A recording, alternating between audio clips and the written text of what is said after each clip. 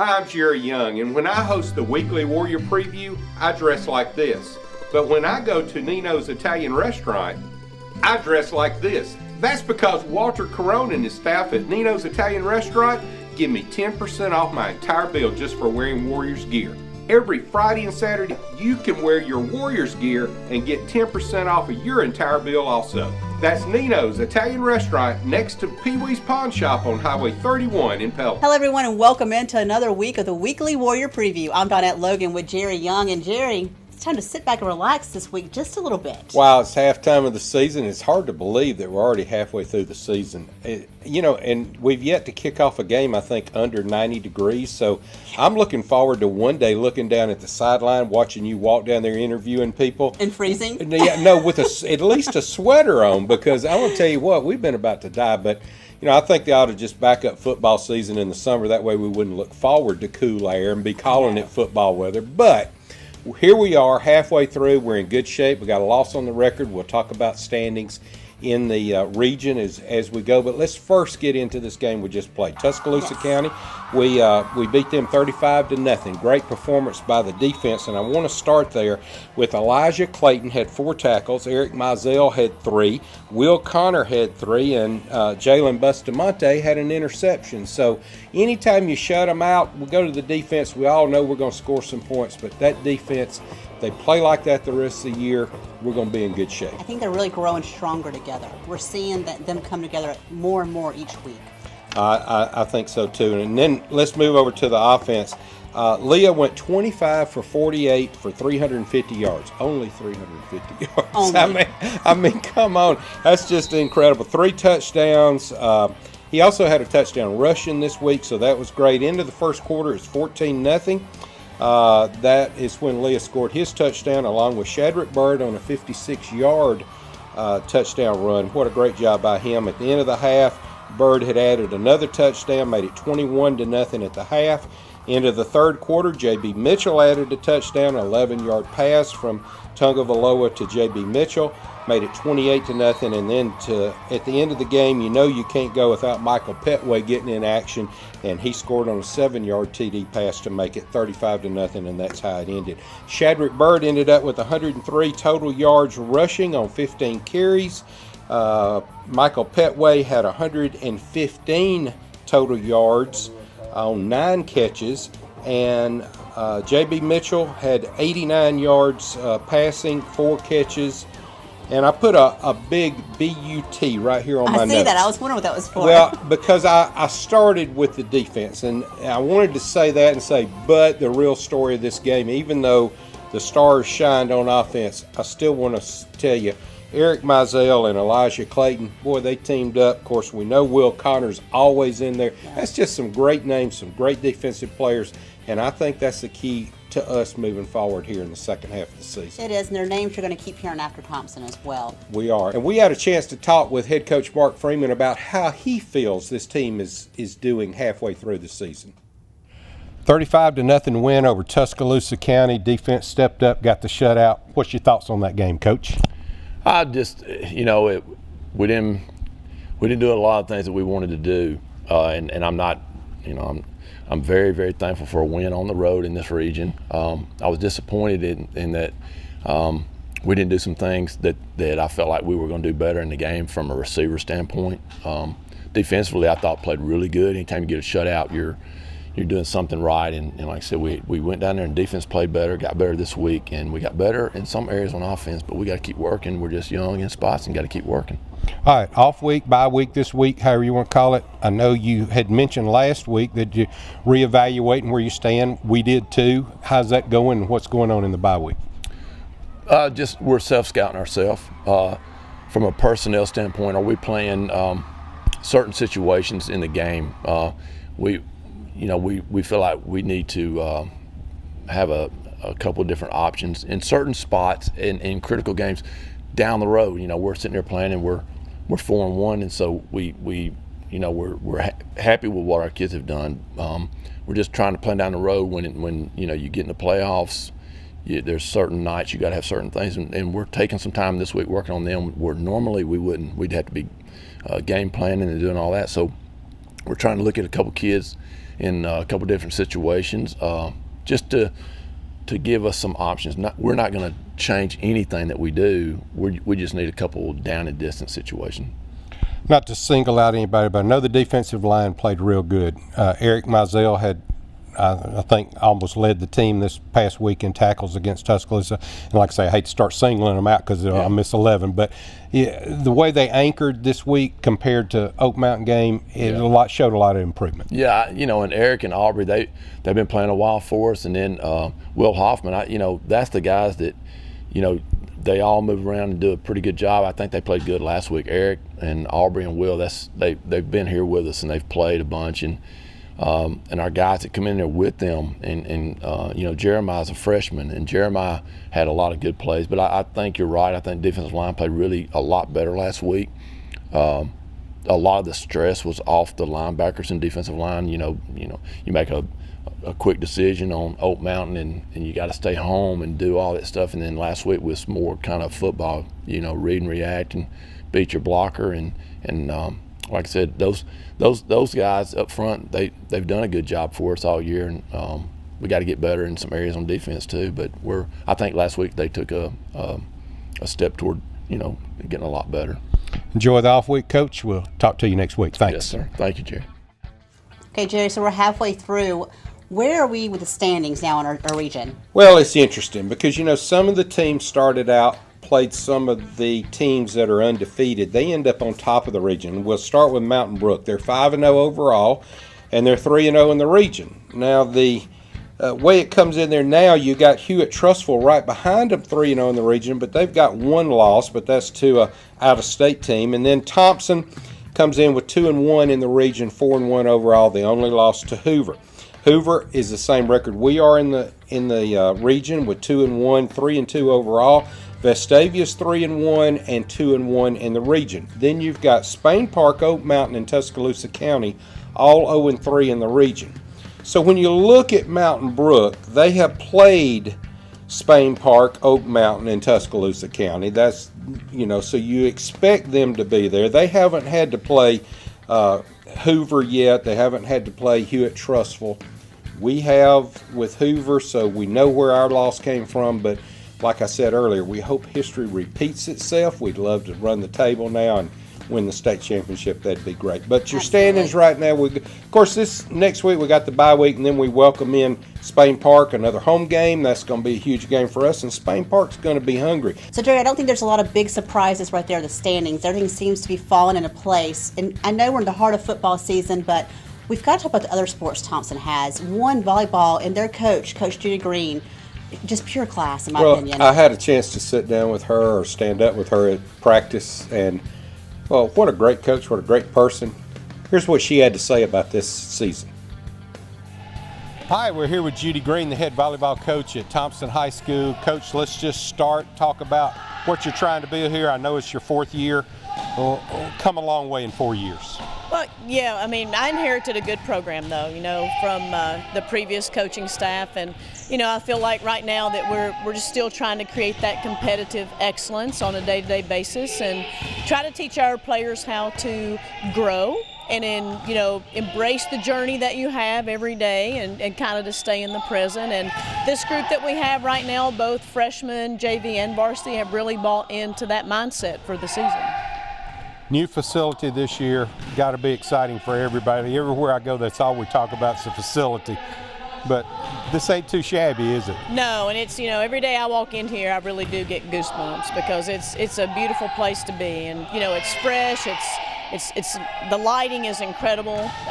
The atmosphere that we've had for volleyball matches this year has just been phenomenal. It's been some of the best crowds we've had in 4 years, and it's fun to see people want to come check it out for the first time. And we always tell them, if you'll come to one volleyball match, you'll definitely come back because it is just a great sport to watch. Volleyball is one of the most exciting sports, and I know the way the girls interact, and it's all substitutions. There's stuff going on all the time, and for people that don't know how exciting volleyball is, it's fantastic sport. Well, we've kind of tinkered around about doing like a volleyball 101, like for the community, because there is a lot of things that go on behind the scenes in a volleyball match that people don't really know what's going on. And, we call serving zones for our players to serve to our opponents. Our setters call plays with their fingers to our hitters. Our liberos calling our defense and our serve receive. And it's pretty high level. And, one of the things that we've tried to do with this group this year is to teach them how to communicate at a very high level. And I've asked them to communicate above and beyond what I think you should do in high school. And they're starting to get it. It's a slow growing process for us, but I think they're smart kids, and that's a blessing for us. We have really intelligent kids that play volleyball. Let's talk about the schedule, teams in the region. Volleyball and some other sports are different region. A lot of people get hung up on what region you're in football, but actually it's a little different in volleyball. I think you get to play different teams, but talk about the schedule. Who's the team to beat? Where we're looking? All I'm going to say is that the Birmingham area is the toughest area for volleyball in 2018. There are two areas for volleyball, and our area consists of Hoover and Oak Mountain and Tuscaloosa County and ourselves. The other Birmingham area is Mountain Brook, Spain Park, Vestavia, and I believe it's Huffman. And hands down, top to bottom, the best two areas in the state. And as we advance, if we get out of area, we are matched up this year with the other Birmingham area in the regional championship. So we're going to see each other again. But we will have had an opportunity by the end of the season to have played every ranked team in our area.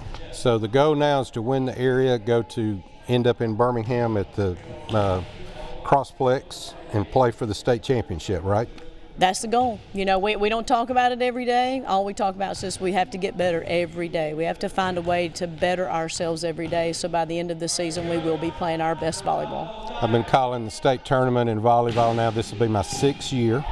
I can't tell you how exciting it would be to see our Thompson Warriors come into that arena, but it's quite a spectacle at the Crossplex. They do a great job. It's a great atmosphere, and you go from the Crossplex, and then when you make it to the finals, you move over to the arena right next door, and it's become an event. It's not just it's barely filled anymore. The arena's packed, and it's just an exciting time. And volleyball has grown so much in the state of Alabama since I moved here in 1986. It is amazing at the level of volleyball that's being played in our state. All right, we've been visiting with Judy Green, the head volleyball coach at Thompson High School. Thanks, Judy. Appreciate you joining us. Thank you very much. Thanks to Coach Judy Green for that interview. By the way, you can catch their next game October the 4th at home at Thompson, so that'll be a good game for you to go see.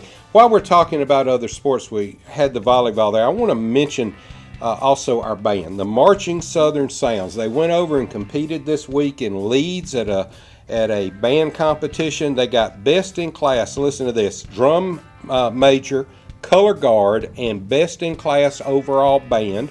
Then they got the highest music score award and most entertaining overall award, all ones across the board.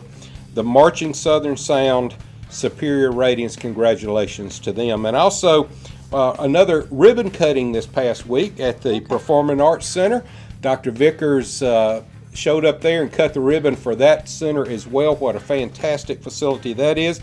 They had a performance there by the THS students along with the Alabama Symphony Orchestra to kick it off. Just a great event there, and it's good to have. We just keep opening more and more parts of this school as we go along, so it's great. Now, we've talked football for Thompson, volleyball with Coach Judy Green, but we had a special guest on our first home game, and you had a chance to sit down with Zach Stacy. He's doing more than just things on the field. Zach and I have been friends a long time. I called him when he was in high school. He played at Bibb County and then went on to Vanderbilt, then on to the Rams and the Jets. And now he's going to be in the new Alliance League. He's going to play for Memphis this coming season. Birmingham's got a team as well. But he's also the national spokesperson for the Down Syndrome Society, National Down Syndrome Society. He had a lot to say about that. We talked to him about that and football and a whole lot of other things. Here's a little bit of what he had to say. We have a chance to sit down with legendary running back Zach Stacy, and Zach is a promoter, a member of the National Down Syndrome Society, and Zach, let's talk about that a little bit, your involvement and what you want people to know and how they can get involved. Oh, absolutely. The NDSS is actually the number one leading human rights organization for all individuals with Down syndrome. And it touched home for me because my little brother, Justin, has Down syndrome, and he was pretty much the reason that, pretty much inspired me to get my degree in special education at Vandy. So the NDSS is a great organization. Like I said, we do a great job of accommodating and providing advocacy for these kids with Down syndrome. We actually have numerous buddy walks, recognizing some of the team members around the nation who, obviously support this movement or whatnot. So we actually have our New York buddy walk today, actually, that's going on right now. Unfortunately, I couldn't make it, but we actually have another one in mid-October in Atlanta. So just a good way to kind of give back to the community that I love, that Down syndrome community. And, being around those kids, man, is so special just to see just the camaraderie and just the how well intentioned those individuals are, and just how well we try to fight for advocacy, and how well we try to fight for inclusion. So that's really the biggest thing that I've got out of it. I've met numerous amount of people. I've networked, established relationships with numerous amount of people within that organization. So it's always good to get the information that I've learned from that organization to provide it for my little brother and my family. So it's been great. I've been working with them for like 2 years now. So I've been doing different events, and it's been going well. All right, let's talk about the Atlanta event.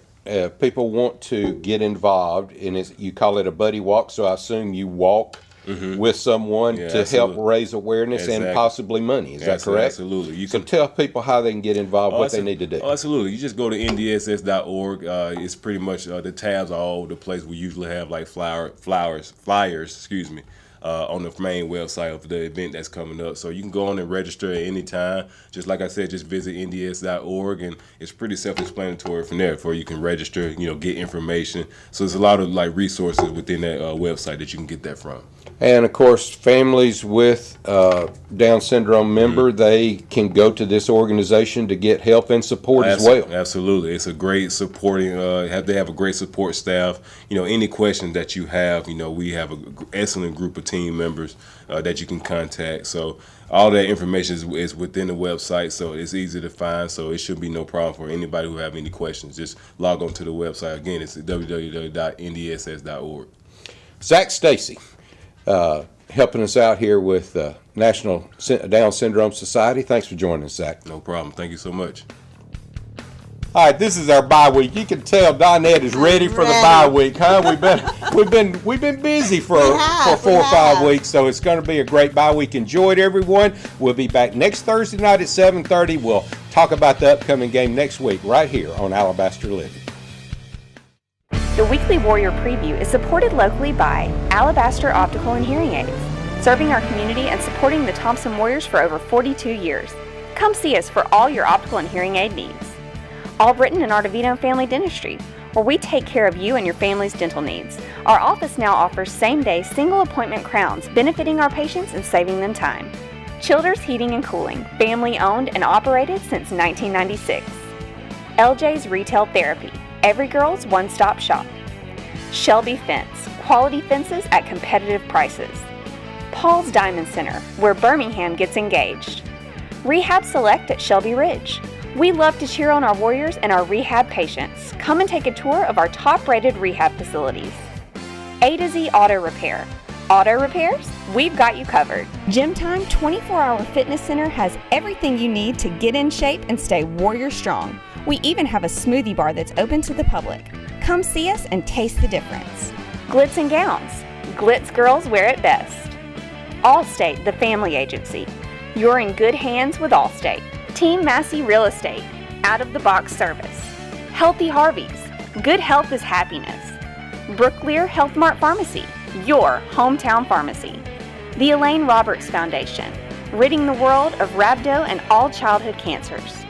Leave it to Weaver Upholstery. Just ask if we can do it. Video Visions Media Marketing, your local marketing experts. Sanchez Tannehill. Make sure to look for his new book, God Did It, at your local bookstore or Amazon.com. The Sassy Shopper Boutique, the boutique for warrior moms. Nino's Italian Restaurant. Wear your Thompson gear on Friday and Saturdays for a 10% discount.